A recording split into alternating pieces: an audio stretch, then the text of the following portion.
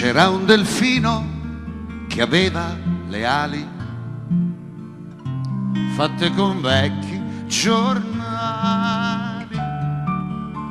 Chiese a un gabbiano con barba ed occhiali come poteva volare. Il vecchio uccello planò tra le pinne, poi visitò la sua pelle e lesse una storia tra un canto e un'attesa di come nacque una rosa.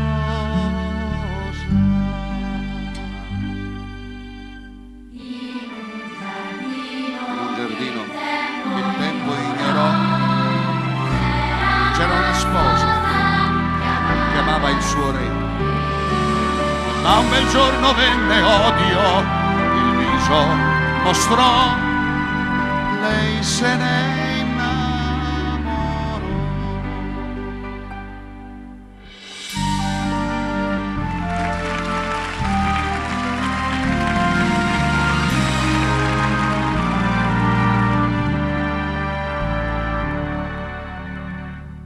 Così l'amore col seme di guerra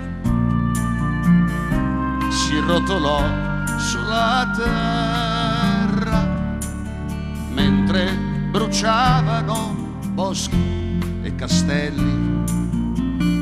Si combatté tra fratelli.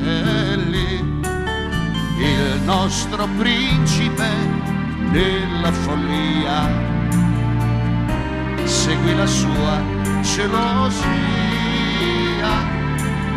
prese la spada che cadde confusa nel cuore della sua sposa.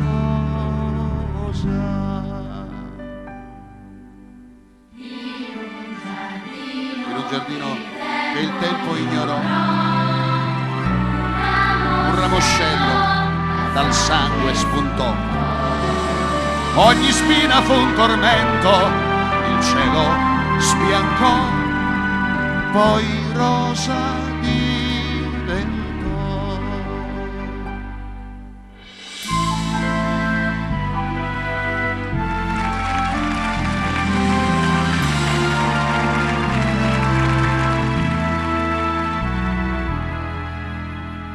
Prima che l'uomo distrugga ogni cosa, devo trovare la rosa, disse il delfino al gabbiano tremante. Fammi volare all'istante, devo portarla ai signori del mondo. Lei canterà il suo racconto